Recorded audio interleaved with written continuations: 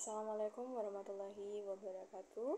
Perkenalkan, nama saya Deborah Dias, NBI 143190053 dari jurusan Teknik Sipil Universitas 17 Agustus 1945 Surabaya. Baik, di sini saya akan mempresentasikan hasil evaluasi akhir semester saya untuk mata kuliah perancangan 2 dengan judul penerapan rainwater harvesting system pada saluran drainase berkelanjutan. Ya baik, yang selanjutnya adalah alur pembahasan. Yang pertama tentang pendahuluan. Pendahuluan ini berbicara tentang latar belakang. Kemudian yang kedua tentang isi, tentu saja berbicara tentang pembahasan. Ada 5W plus 1H. Kemudian yang ketiga itu adalah penutup, yaitu kesimpulan. Baik, poin yang pertama yang kita bahas adalah pendahuluan. Di pendahuluan ini, hal apa saja yang melatar belakangi penelitian ini? Nah, yang menjadi latar belakang atas studi kasus yang dilakukan oleh 3 peneliti, yaitu Ilham Ali Suharjono dan Andre Primatio Hendrawan di lokasi perumahan Bone Biru Indah Permai Kota Watampone yang terletak di Kabupaten Bone, Provinsi Sulawesi Selatan. Nah, yang melatar belakangi studi kasus ini adalah tentu saja permasalahan yang terjadi dan kemudian bagaimana upaya yang dilakukan oleh peneliti untuk mengatasi permasalahan tersebut. Nah, untuk mengetahui permasalahan yang terjadi pada lokasi ini, peneliti telah melakukan penelitian dan terjadi 2 permasalahan utama yang sering terjadi di kota tersebut, yaitu tentang pengelolaan sumber daya air pada perumahan Bone. Nah, permasalahan sumber daya air yang pertama yaitu pada saat musim hujan seringkali terjadi luapan atau overflow aliran drainase yang seringkali mengakibatkan terjadinya genangan pada jalan-jalan penduduk. Kemudian masalah yang kedua adalah pada saat musim kemarau, itu sumur-sumur gali penduduk mengalami kekeringan, sehingga untuk memenuhi kebutuhan air bersih sehari-hari, penduduk perumahan mesti mendatangkan air dari luar perumahan, atau penduduk ini biasanya membeli air dari luar lokasi tersebut. Nah, untuk upaya yang dilakukan untuk mengatasi permasalahan tersebut adalah dengan menggunakan rainwater harvesting system, atau kita sering kenal dengan sistem pemanenan air hujan atau PAH. Nah, tujuan dari penggunaan PAH ini untuk mengetahui besaran potensi air hujan yang dapat disimpan oleh sistem pemanenan air hujan ini dan sisa limpasan yang harus dimanage oleh sistem drainase pada perumahan Bone Biru Indah Permai Watampone, dan untuk mengetahui besaran kapasitas sarana PAH yang dibutuhkan untuk keperluan suplai air bersih pada penduduk perumahan Bone Biru Indah Permai Watampone setiap bulannya, terkhususnya ketika terjadi musim kering. Ya baik, yang berikut adalah isi. Isi ini tentang pembahasan dari penelitian ini, di mana terdapat poin 5W1H.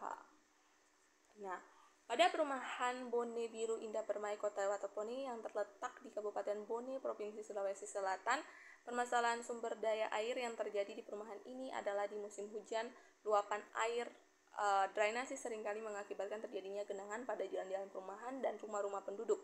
Sementara untuk musim kemarau terjadi kelangkaan air bersih. Penelitian ini mengkaji penerapan sistem drainase yang berkelanjutan dengan teknik pemanenan air hujan atau PAH dengan tujuan untuk mengetahui besaran potensi curah hujan yang dapat dipanen dan sisa limpasan yang harus dimanage oleh sistem drainase existing, serta untuk menentukan besaran kapasitas sarana PAH yang dibutuhkan dalam memenuhi keperluan suplai air bersih untuk penduduk. Potensi air hujan dihitung dengan menggunakan tinggi hujan harian rata-rata bulanan yang diperoleh dari metode rata-rata aritmetik, dan kapasitas sarana PAH ditentukan dengan metode simulasi tampungan bulanan. Kemudian untuk data dan metode, Komponen paling utama yang minimal harus ada dalam suatu sistem PAH ada 3, yaitu bidang tangkap atau catchment area, kemudian sistem penghantar atau conveyance system, dan media penampung atau storage device.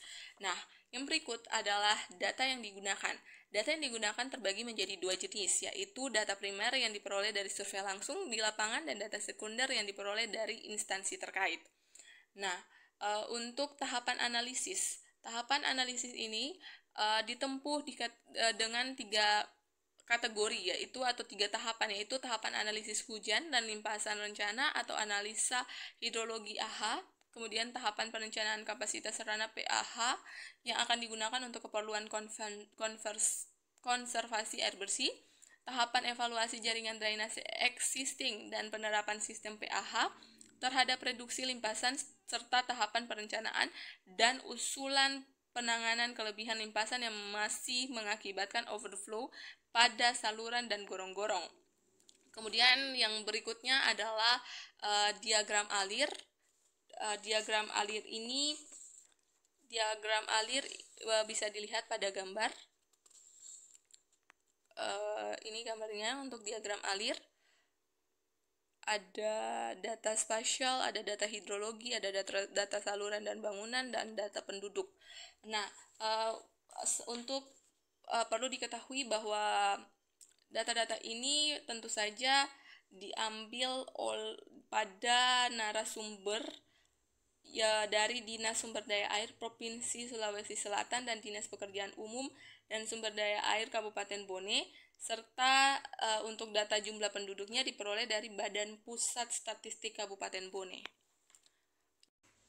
Ya baik, untuk hasil dan pembahasan yang pertama ada tinggi hujan harian rata-rata bulanan di sini selama kurun waktu 36 tahun.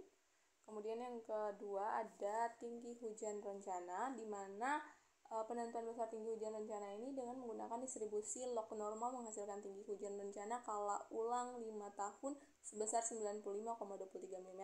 Kemudian yang ketiga ada luas tutupan atap maksimum.